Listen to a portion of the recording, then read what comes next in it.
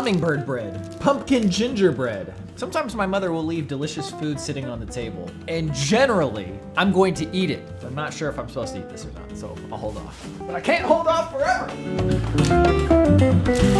The task for today is to write music, and then take the music that I've written and put it in the video. So whenever I write a piece of music, the next day I'll come back and I'll listen to it and I'll see if it's any good or not. And every permutation of what could happen has happened. The first day I think it's great, next day I think it's terrible. First day I think it's terrible, next day I think it's great.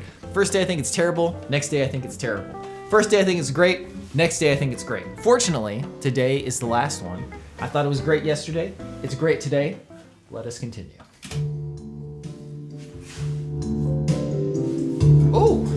Oh! Okay, so I'm complete. I'm now putting it in the episode. How does this work? Like this? Ooh, that can't be right. This edit is not going badly, but I have not hit anywhere close to what you would call a stride yet. I feel like I am just wading through molasses. Totally. Well, not struggling exactly, but it's just not very smooth. But you gotta keep going, man. You gotta keep going. I gotta go to the bathroom. Okay, there is some yard work being done outside, but it is time to do a Q&A. First up, we got a series of questions from Sanwar1 about the old school vlog topics. Do I still put butter in my coffee? I do not drink coffee regularly anymore. I will have it very occasionally, but caffeine affects me so much, I just had to stop drinking it. And occasionally, I do still put butter in coffee. In fact, I did it for the first time in a long time, like last weekend. And as a quick aside, there is something to be said that the reason the vlog is not daily anymore is because I don't drink coffee. Caffeine is a hell of a drug. Did I stop making sauerkraut? Yes, I stopped making sauerkraut. There was a period of time where I was kind of sick and didn't feel good all the time. And sauerkraut, whether it was because of the probiotics or placebo or a combination thereof, was one of the few things that made me feel better. So it's something I could actually do to improve my overall health. And when I just started feeling better all the time, it just became less and less of a priority. Do I still see Willie the cat in the neighborhood? No, I have not seen Willie in like 10 years. Willie's probably an old fat cat now. Man, that's weird. But yeah, hope Willie's doing well. What happened to your friend Brendan of Stone Age Gamer fame? He moved about 3 hours away. I still see him like at least once a year, try to make it more often, and we're in regular touch, so. And when we get together, we do the same thing we always do, which is order a pizza and play video games. We've been doing that since 2nd grade, which is 33 years ago? I don't know. We've been doing it for a long time. I forgot that he lived in the house with us. Man, that was good times. You never know if the times you're living in are the good old days. So man, you gotta appreciate them right now. You'll appreciate them later regardless. But appreciate them right now, you can get a double dose. On the topic of the old school vlog, many of you will know that I used to go to Chipotle like almost daily. 9 years ago when I started this vlog, burritos were $6.50. They cost at minimum $10.50 now. Clint R asks, what are my thoughts on Chipotle raising its prices by 2%? What are my thoughts on Chipotle raising its price by 50% over 9 years? That's too much, man. He also asked, do you think there should be a better method to measure the amount of guac that you receive? Here's my opinion on guacamole at Chipotle. Do not get the guacamole. You get a tiny, tiny cup, and it's $2! $2! And yes, there should be a better method. Come on, let's standardize this. Although you don't want them to standardize it completely, because you go to the right Chipotle, you get a burrito that is so stuffed, it could be like twice as heavy as one that you get from somewhere else. Pamela S asks, do you guys have trail names? Yes, we do. Thomas is Tan Pants, Robbie is Sauerkraut, Andrew is Fungi, and Brian is Sleeper. Kat and Mike ask, how far in advance do you guys have trips or destinations planned? If it is a big trip like a Tetons, a Glacier, an Olympic, it can be like a half a year in advance. But for smaller trips, it could be like a week ahead of time. Next, when you pick a destination, is it difficult planning the exact route and days to be out? That part is not particularly difficult, but sometimes it is trickier than others to find a nice clean loop that has an even amount of distance each day. Follow up, how difficult is it planning trips with everyone's work and personal schedule? This I would say is actually the most difficult part. Not to say that it's actually super difficult, but getting everybody's schedules aligned is usually more tedious than any of us would like it to be. William B asks, will you buy a Subaru next as your camping chariot like Thomas and me have? If Subaru makes a plug-in hybrid, man, I'd be in. If I could get that Crosstrek plug-in hybrid, I might have bought that instead of this car, but they sold it in like one state or something. Kevin G asks, any big trips planned for next year? We actually have 0 plans right now. We're just about finished with the edit of our current video. It actually feels kind of nice because it means everything is off our plate. We can come back at it fresh. I'm very excited to do that in January. We will have a bunch planned, I'm sure, but right now, nothing planned. Kevin M asks, when are we planning on coming back? He is referring to the Pacific Northwest. I don't know, but maybe 2025. We have a cousin who lives there. It was great seeing his family, so why not? Ashley L asks, any talk amongst the group of bringing Campfire Chronicles back? No, but I would really like to bring it back. The biggest hurdle was getting everybody together. So maybe we can do it once a month. I will be on every episode, and then I can just see who I can get for each episode. That way I can just set a time and be like, look, if you can show up, great. If not, I'm recording without you, and we will at least have one episode every single month. And on the days when it's just me, I can address questions from the last episode. Zakaria B asks, as a European born and raised in Paris, I've been to the US a few times, but only to big cities. Do you have any favorite cities or national parks you'd recommend I check out? There's of course the big obvious ones like Yellowstone and Yosemite. If you can check those out, they're absolutely incredible, but they are super crowded, so they will feel like theme parks at times. As far as the places I've had some of the best experiences, Big Bend is absolutely incredible. It is very inconvenient to get to though, so I'm not sure I'd entirely recommend that. Glacier and Olympic, I would highly recommend. Glacier is quite popular, but it is not as crowded as your Yellowstone and your Yosemite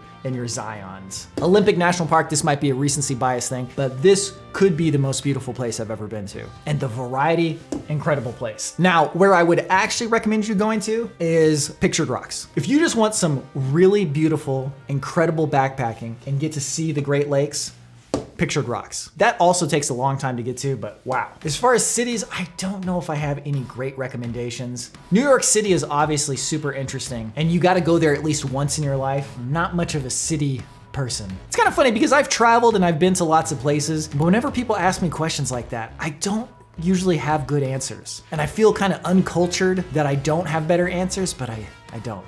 I'm sorry. The Adobo Trio asks, what do you use to charge all of your gear, including your Apple Watch? I should have brought it with me, but I have a USB battery bank, and then I will have a phone charger, a little Apple Watch charger, and then a little USB connected camera battery charger. But they also ask, do you use your long spoon for anything other than camping? I do not. However, my mom is a big fan of these Korean spoons. I'm not a big fan of long spoons. They're great for backpacking meals and stuff, but I like a standard spoon, deep cereal spoon.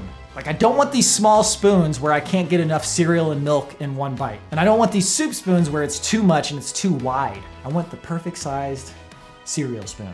Baron the Weeds asks, have you ever considered doing some low-level photography / video for hiking classes or lectures? I don't think I would ever teach a class, but maybe I'll make a video on that someday. David A asks, what's your strategy for archiving? Do you organize by date or type? Here's my biggest recommendation. Make sure that the timestamps between all of your different devices match, and be very careful when you switch time zones. Like, as soon as you get off the plane, you need to change your camera's timestamps. Then when you get home, organize everything by date. Just have separate folders for each day. Don't do any other organizing besides that. Alexander C asks, how long does it take the Mac to render the longer AA episodes? This is a M1 Max MacBook Pro with all of the graphics cores and 64 gigabytes of RAM. I believe it's roughly real time now. So like if the episode is 2 hours, it takes about 2 hours to render.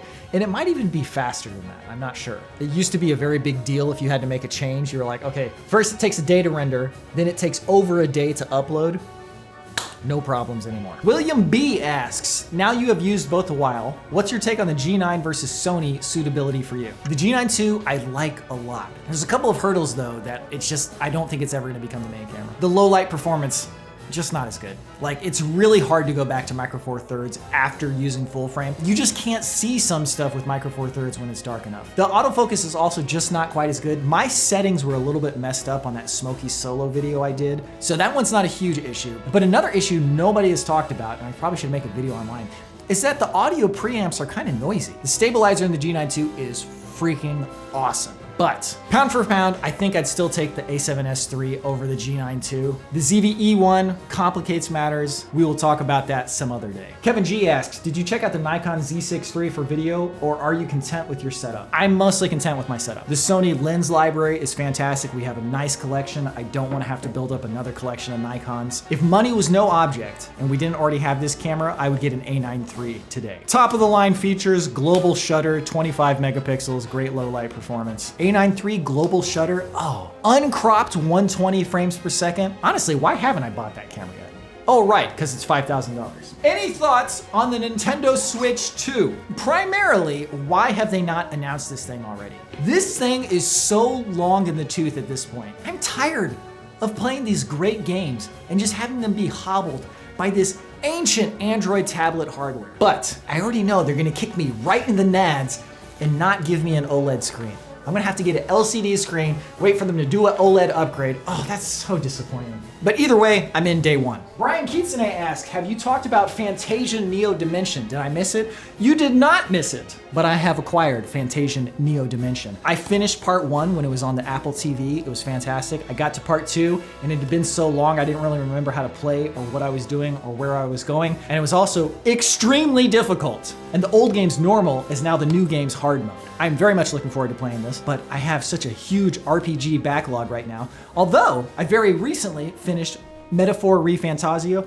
Incredible game. I loved the music. The story was interesting from start to finish. It should have been 20 hours shorter, but I feel that way about every Atlas game. It took me 75 hours. I like playing lots of different video games. I want to get the full story from start to finish, and I want to do it the way your Final Fantasy X do. That game is 35 hours at most. You could do it in 30 hours easily. And that is one of the best video games ever made. You get the full story, you feel satisfied after the risotto. Okay, that'll do it for today's vlog. Thank you very much for watching. If you would like to participate in a future Q&A, I will ask for questions in the future again, I'm sure, on patreon.com/Robbie Huang. That sort of rhymes. But yeah, I probably won't see you again until after the new year, or maybe not, I don't know. It's like I've only done 2 vlogs in December. I could probably get another 1 or 2 out. But yes, thank you for watching. Hope you have a good one.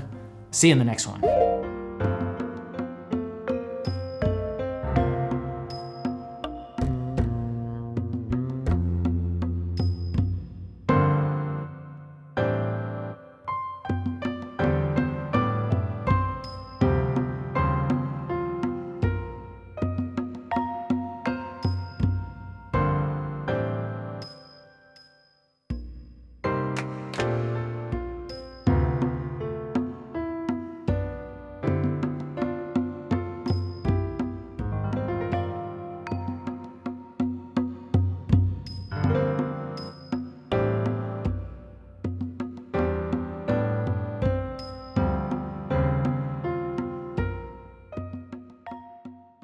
Oh, one bonus question from Kevin M. Who is Cloud's real girlfriend? I don't know the answer to this, but if it were me choosing,